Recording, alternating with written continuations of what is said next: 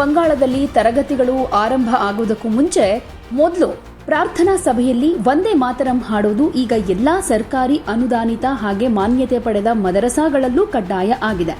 ರಾಜ್ಯದ ಮದರಸಾ ಶಿಕ್ಷಣ ನಿರ್ದೇಶನಾಲಯ ಈ ನಿಟ್ಟಿನಲ್ಲಿ ಆದೇಶ ಹೊರಡಿಸಿದ್ದು, ಇದು ತಕ್ಷಣದಿಂದನೇ ಜಾರಿಗೆ ಬರುತ್ತೆ.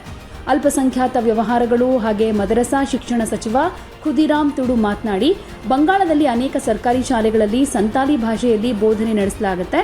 ಆ ಶಾಲೆಗಳಲ್ಲಿ ವಂದೇ ಮಾತರಂ ಕಡ್ಡಾಯವಾಗಿದ್ರೆ ಮದರಸಾಗಳಲ್ಲಿ ಅದನ್ನು ಜಾರಿಗೆ ತರೋದಕ್ಕೂ ಕೂಡ ಯಾವುದೇ ಸಮಸ್ಯೆ ಇರಬಾರದು ಅಂತ ಹೇಳಿದ್ದಾರೆ. ಎಲ್ಲಾ ಮದರಸಾಗಳಲ್ಲೂ ಕೂಡ ಪ್ರಾರ್ಥನಾ ಸಮಯದಲ್ಲಿ ವಂದೇ ಮಾತರಂ ಹಾಡೋದನ್ನ ಕಡ್ಡಾಯಗೊಳಿಸಿ ರಾಜ್ಯ ಸರ್ಕಾರ ಅಧಿಕೃತ ಆದೇಶ ಹೊರಡಿಸಿದೆ. ಪ್ರಾರ್ಥನೆಯಲ್ಲಿ ಏಕರೂಪತೆ ತರೋ ಉದ್ದೇಶದಿಂದ ಈ ನಿರ್ಧಾರ ತೆಗೆದುಕೊಳ್ಳಲಾಗಿದೆ ಅಂತ ಹೇಳಲಾಗ್ತಾ ಇದೆ.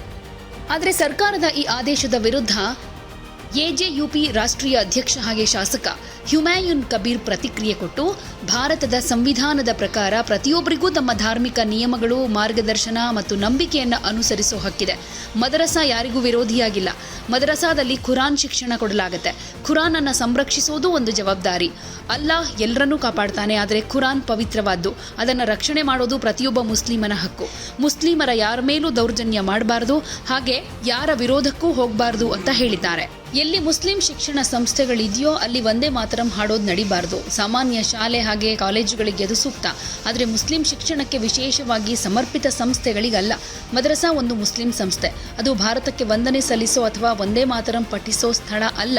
ಮದರಸಾಗಳು ಕುರಾನ್ ಬೋಧನೆಗಾಗಿ ಅಸ್ತಿತ್ವದಲ್ಲಿರೋದು. ಸರ್ಕಾರ ಮದರಸಾಗಳಿಗೆ ಯಾವುದೇ ರೀತಿಯ ಆರ್ಥಿಕ ಸಹಾಯ ನೀಡೋದಿಲ್ಲ. ಅವು ಸಂಪೂರ್ಣವಾಗಿ ಮುಸ್ಲಿಂ ಸಮುದಾಯದ ನಿಧಿಗಳಿಂದನೇ ನಡೆಯುತ್ತೆ ಅನ್ನೋದನ್ನ ಹೇಳಿದ್ದಾರೆ. ಈ ಮೂಲಕ ವಂದೇ ಮಾತರಮ್ಮನ್ನ ಮದರಸಾಗಳಲ್ಲಿ ಹಾಡೋದಕ್ಕೆ ನಮ್ಮ ಒಪ್ಪಿಗೆ ಇಲ್ಲ ಅನ್ನೋ ಮಾತನ್ನ ಹೇಳ್ತಾ ಇದ್ದಾರೆ.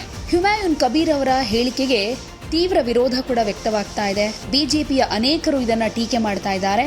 ಅದರಲ್ಲಿ ಪಶ್ಚಿಮ ಬಂಗಾಳದ ಮಹಿಳಾ ಮತ್ತು ಮಕ್ಕಳ ಕಲ್ಯಾಣ ಇಲಾಖೆಯ ಸಚಿವೆಯಾಗಿರೋ ಅಗ್ನಿಮಿತ್ರಾ ಪೌಲ್ ಅವರು ಹುಮಾಯೂನ್ ಕಬೀರ್ಗೆ ತಿರುಗೇಟನ್ನ ಕೊಟ್ಟಿದ್ದಾರೆ. ನಮ್ಮ ಭೂಮಿ ನಮ್ಮ ತಾಯಿ, ಅವಳು ಅತ್ಯುನ್ನತ ಗೌರವ ಮತ್ತೆ ಭಕ್ತಿಗೆ ಅರ್ಹಳು.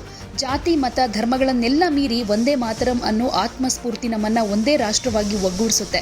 ಯಾವುದೇ ಭೇದ ಭಾವ ಇಲ್ಲದೆ ಮುಸ್ಲಿಂ ಸಂಸ್ಥೆಗಳಾಗ್ಲಿ ಇತರ ಶಾಲೆಗಳಾಗ್ಲಿ ಎಲ್ಲಾ ಶಿಕ್ಷಣ ಸಂಸ್ಥೆಗಳಲ್ಲೂ ವಂದೇ ಮಾತರಂ ಹಾಡಲೇಬೇಕು ಮತ್ತೆ ಹಾಡಲಾಗುತ್ತೆ.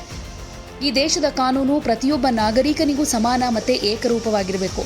ಯಾಕಂದ್ರೆ ರಾಷ್ಟ್ರೀಯ ಏಕತೆ ಮತ್ತು ದೇಶಾಭಿಮಾನ ಎಲ್ಲಾ ವಿಭಜನೆಗಳಿಗಿಂತ ಮೇಲಿದೆ.